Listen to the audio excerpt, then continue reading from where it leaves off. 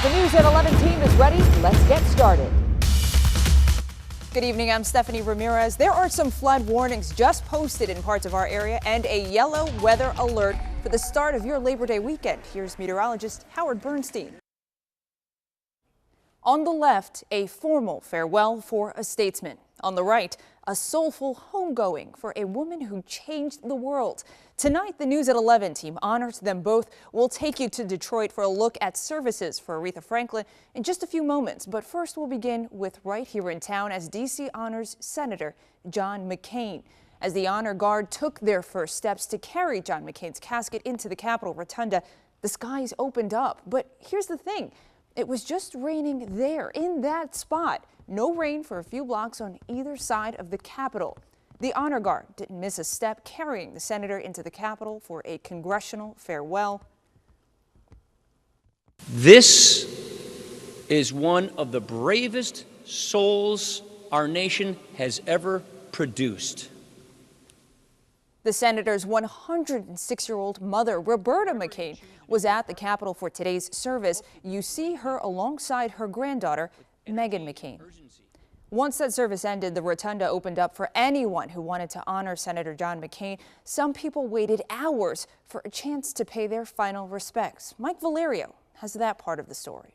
This was our final moment to be with John McCain. Thousands beating the clock, making their way on. As the public was ushered out of the Capitol Rotunda, many of us wanted one more chance to honor the man tonight. They found that opportunity at the Vietnam Wall, a candlelight vigil put together by the Vietnam's Veteran Memorial Fund. D.C. resident Aaron Miller said what so many of us feel.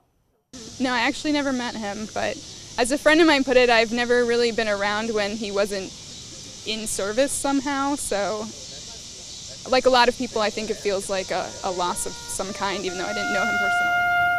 Sunday, John McCain will be buried in a private ceremony on the grounds of the U.S. Naval Academy in Annapolis. Tomorrow, he'll be honored by American and world leaders at a memorial service. That's happening at the National Cathedral. Crews were busy getting that beautiful space ready for its sacred role in the morning. The service is by invitation only, but they'll be streaming it live. He was a sailor and a statesman, a patriot who put country before party, honored for 2 days at home in Arizona and 2 more here in Washington. Now let's head to Detroit.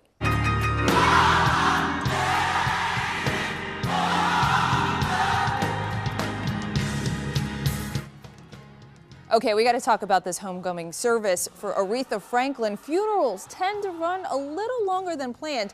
Homegoings at certain churches, well, they run a little more than a little long, but this celebration for Aretha, it set a new standard, just like the woman they honored. By our count, it ran 8 hours long, a full workday. So let us do the work for you. Here are the highlights in 60 seconds.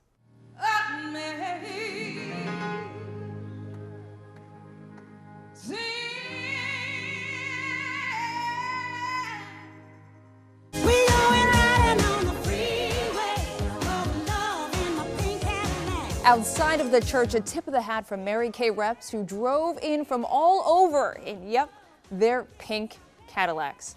She wrote her own life's song. She fought through challenges to create timeless beauty. And to the end, Aretha Franklin was a diva.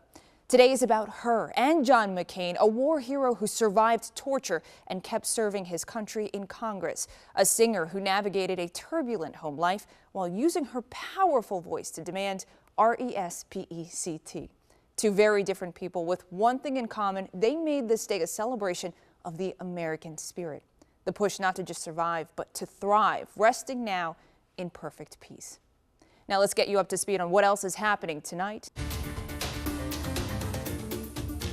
New tonight, a grieving family finding closure. Police arrested and charged Jolie Musa's ex-boyfriend with her murder. He was arraigned tonight.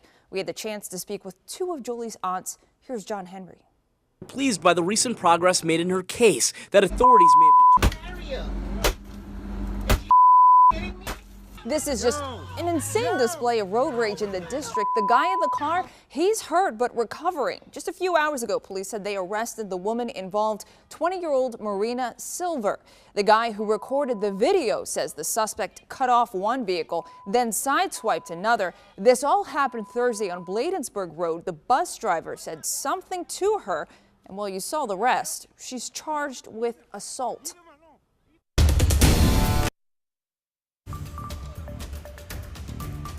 The news at 11 continues with new developments on that shooting in Jacksonville targeting an esports event. One of the survivors is suing the company that makes the Madden NFL game they were playing at the time of the shooting. The suit claims Electronic Arts didn't provide proper security, screen the gamers, or tell local law enforcement about the event. There's a similar esports event happening in our area tonight. They're even playing some of the same games. Pete Montine headed to Chantilly to see how those gamers feel about the weekend ahead after Jacksonville.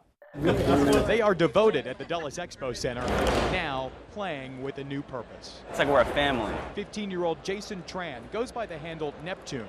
Two fellow pro gamers were killed at a tournament this week in Jacksonville. It's like fighting against that. It's like, you know, we're not going to stop because of it, because we love it. There will be grieving and gaming at this weekend's GexCon. A charity tournament is planned for Saturday. Tonight's Verify segment tackles a question from one of you about whether using certain streaming systems means you're breaking the law. Our fact-checking team has the answers. Here's Adam Longo. Our Verify team always works to get you the facts.